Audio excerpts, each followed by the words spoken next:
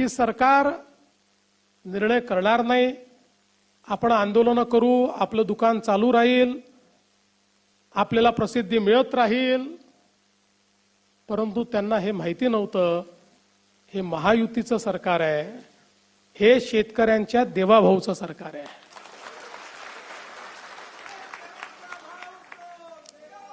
आणि म्हणून आपण कर्जमाफीचा निर्णय घेतला। 2 लाखापर्यंत कर्ज माफ करण्याचा निर्णय घेतला। चालू कर्ज आपल्या नागरिकांनी किंवा शेतकऱ्यांनी भरावं याकरता त्याची एक अट आपण लावली होती।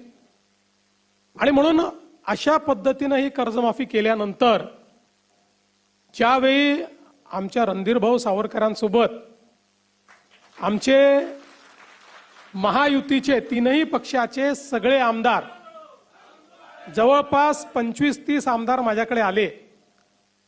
आणि माझी सवय आहे, मी सत्य नेहमी सांगतो, कारण आर्थिक शिस्तही असली पाहिजे।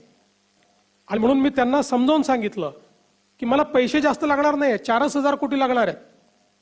36,000 कोटी दिले तर 40,000 द्यावे लागतील, पण आर्थिक शिस्त देखील आपल्याला लावली पाहिजे, कारण भविष्यात आपल्या जिल्हा बँका जर वाचवायच्या असतील तर कर्ज भरण्याची प्रवृत्ती वाढली पाहिजे, या दृष्टीने घेतलेला निर्णय आहे। पण आलेल्या सगळ्या आमदारांनी मला त्या ठिकाणी सांगितलं की तुमचं आर्थिकदृष्ट्या किती बरोबर असेल तरी देखील हे जे शेतकरी बाहेर राहत आहेत त्या शेतकऱ्यांच्या मनामध्ये नेहमीच हे राहील की 56 लाखाला दिलं आणि आम्हाला मात्र सोडून दिलं। त्यामुळे तुम्ही हा निर्णय बदलवा। आणि मग त्या सगळ्यांचा आग्रह मला योग्य वाटला।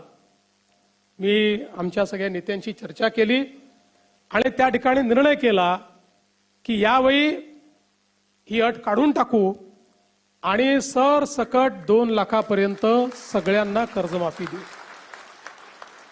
त्यामुळे आता जे 19च्या योजनेतही पात्र होते पण नंतर डिफॉल्टमध्ये गेले, तेही 12 लाख शेतकरी याच्यामध्ये पूर्णपणे एकही पैसा त्यांना भरण्याची आवश्यकता नाही। जी आमच्या या शिष्टमंडळाने मला सांगितली ती मला 1 मिनिटात पटली। त्यांनी माझाच विषय माझ्यावर उलटवला। ते म्हणाले तुम्हीच घोषित केलाय अल निनोचं वर्ष आहे, मग अल निनोच्या वर्षामध्ये जर शेतकऱ्यांवर संकट आहे तर अशा वेळी तुम्ही जर चालू वर्षाचे पैसे भरा असं त्यांना सांगितलं तर शेतकऱ्यांवर हे नवीन संकट तुम्ही करताय।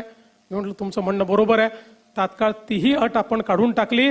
त्यामुळे आता ज्यांना 50,000 रुपये प्रोत्साहनपर मिळणार आहेत त्यांनी जे 26-27 लगतचे जे मागचे 3 वर्ष आहेत त्या 3 वर्षातल्या कुठल्याही 2 वर्षामध्ये त्यांनी जर त्या ठिकाणी पैसे भरलेले असतील तर त्यांनाही 50,000 रुपये प्रोत्साहन देण्याचा निर्णय हा आपण घेतला आहे।